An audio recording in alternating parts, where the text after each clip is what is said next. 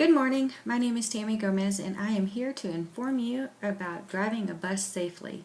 We've all been on a school bus at one point in our lives, and there's a lot of responsibility for all of us, and I would like to go over three main points with you that I think are important. With school almost out, we still have to consider that buses will be running most of the summer, whether it's summer school or athletics or cheer camp, band camp, those sort of things. And before we know it, we're going to have a new semester starting really quick. Summer doesn't last as long as it used to. I have three main points that I like to go over, and those are our district policies trying to keep everyone safe, my responsibility as a driver, and your responsibility as a student or a parent. I bet you didn't know that drivers have eyes in the back of their head. Believe it or not, I actually told a student that one day, and he didn't believe me. And I caught him doing something that he wasn't supposed to do. And a few weeks later, we had a new student on the bus, and I overheard him telling the little boy that be careful because Mrs. Gomez has eyes in the back of her head and she can see everything. What they don't know is the overhead mirror allows me to see pretty much everything that's going on in the bus. Our district policies are pretty simple.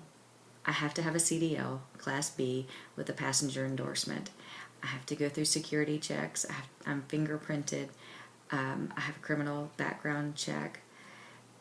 I have to go through personal references, business references. I have to have a high school diploma, or I think a GED or equivalent or something like that. I have to have a DOT physical, which is Department of Transportation. It's where my eyes are checked, my health is checked, my urine's checked, I'm drug tested. There's lots of things that go on with this physical. The most important thing I think for our district policies are I have to be aware of my surroundings. Drivers out there, y'all are crazy, to be perfectly honest with you. My worst drivers are high schoolers that used to ride my bus. I guess they know my routine, and they will pass me no matter what. Thankfully, I have a pretty good driving record. Otherwise, I couldn't drive for the district. Most districts allow you only to have so many points against your record. Thankfully, I have a clean record. When I move forward and talk to you about the driver's responsibility, most of the driver's responsibility coincides with the district policy. If you'd like more information on our district policies, you can contact Tommy Gibson. He's the Director of Administrations. He's also my boss. You can email him, call him on his office line, or check out the Glen Rose ISD website. As far as the driver's responsibility, I'd like to go to next. Believe it or not, keeping a clean bus is pretty important. I can't tell you that I've had kids trip over backpacks in the aisle. I had one little boy tell me he was bleeding one day. I didn't think much of it because everybody pricks their finger. And then as I was driving, I kind of felt something over my shoulder, and when I looked, he was covered head to toe in so much blood.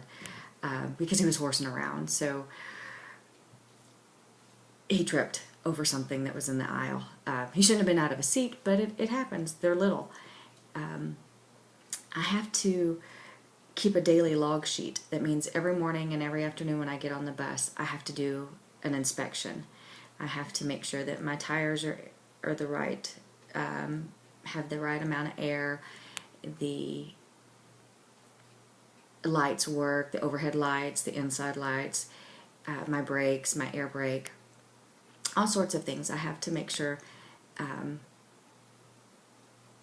my radio works. I have to make sure that I actually speak clearly through the radio to tell Tommy or his secretary or one of the mechanics what's going on with my bus.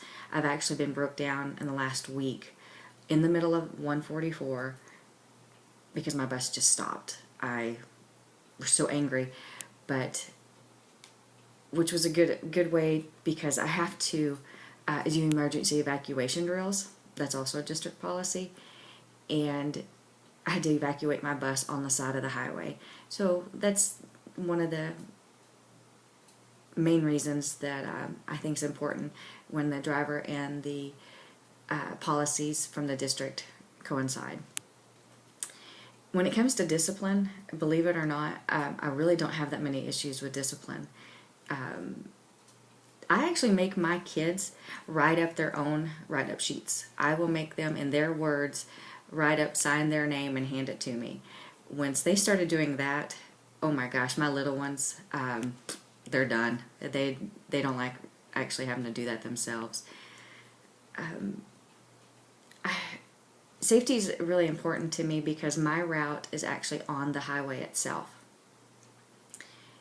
The next thing I'd like to go to is to point out parent and student responsibility. Time management for you parents is highly important because you need to understand that we keep a tight schedule. That way your kids are not waiting on the highway for us. This right here is a state law. It states that your child has to stay seated in the bus at all times when the bus is moving. My kids on my route know if they don't hear the sound of the air brake, they're not allowed to stand up and they're not allowed to walk towards the bus. If there's an issue, the parents know that they can come to me or come to my boss. But I'm thankfully, I just don't have that many issues. If you'd like to know more information about your responsibility as a parent or district policies or driver's responsibility, you can go to the National Highway Traffic Safety website. I've listed that for you as well. I would a quick reminder that yellow flashing lights actually mean warning, not hurry up. So please try not to pass me, especially on my right side because that's where my door opens. I hope that you get a better feeling for